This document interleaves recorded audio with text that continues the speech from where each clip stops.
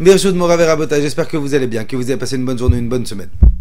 Alors voilà, Bezrat Hashem, on va rentrer dans le livre de Vaïkra. Le livre de Vaïkra, il nous parle essentiellement des sacrifices, des korbanot qui se passaient au Beth Amikdash. Tous les korbanot qu'il y avait, tout ce que le Kohen il devait faire au Beth Amikdash, c'est des choses qui, malheureusement, jusqu'à qu'Akadosh Baruch Hu Bezrat Hashem nous envoie le 3e Beth Amikdash, c'est des choses qui sont plus d'actualité parce qu'on n'a pas de temple, on n'a pas de Beth Amikdash, on n'a pas de Kohen Gadol, on n'a pas de sacrifice, on n'a rien de tout ça.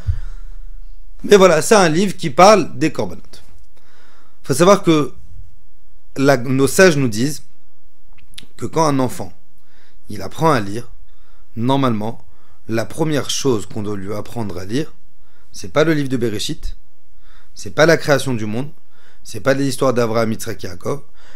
La première chose qu'on doit lui apprendre, c'est justement ce 3e livre de la Torah, parce qu'on a Bereshit, Shemot, Vaïkra, donc c'est le 3e, c'est justement le 3e qui parle des sacrifices.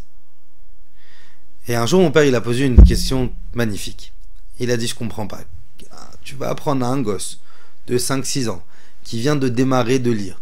Tu vas lui apprendre des choses qui n'ont aucun rapport avec lui, des korbanot, des sacrifices. Quel rapport? Prends-lui la création du monde. Au commencement, Dieu créa Avraham, Yitzhak, Yaakov, Yosef. Mais tu vas lui apprendre les korbanot. C'est quoi le rapport avec les korbanot? C'est quoi le lien avec les korbanot? Et il a donné une réponse magnifique. On va apprendre à l'enfant quelque chose de fondamental pour le reste de sa vie.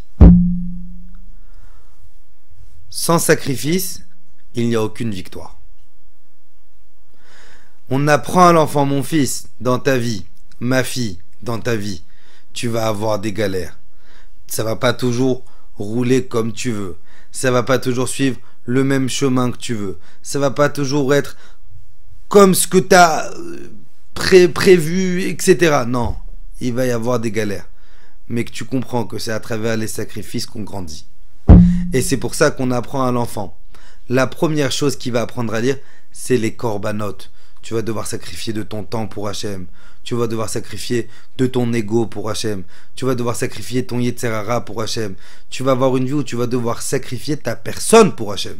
Et c'est justement à travers ces sacrifices, parce que comprendre que respecter la Torah, je vous le dis en tant que rabbin, Zarma j'ai la barbe, en tant que rabbin, être juif, c'est pas facile, c'est pas quelque chose de facile. On a des mitzvot, on a des complications, il faut avoir la Emouna, et même quand ça va plus, et on te dit il faut avoir la Emouna en Hachem, Akadosh Baruch Hu, il est bon, Akadosh Baruch Hu, il est fort, il faut respecter Hachem. Combien? C'est dur, c'est très dur d'être juif. Mais Akadosh Baruch Hu, il te dit mon fils, justement, c'est là où se cache la réussite. À travers les sacrifices, c'est comme ça que tu grandiras. Et c'est pour ça qu'on apprend aux enfants le livre de Vaïkra, même si c'est quelque chose qui est obsolète dans notre génération, même si c'est quelque chose qui n'a aucun rapport, pas pour lui apprendre quel sacrifice on doit faire à quel moment, non, mais pour lui montrer l'image du sacrifice.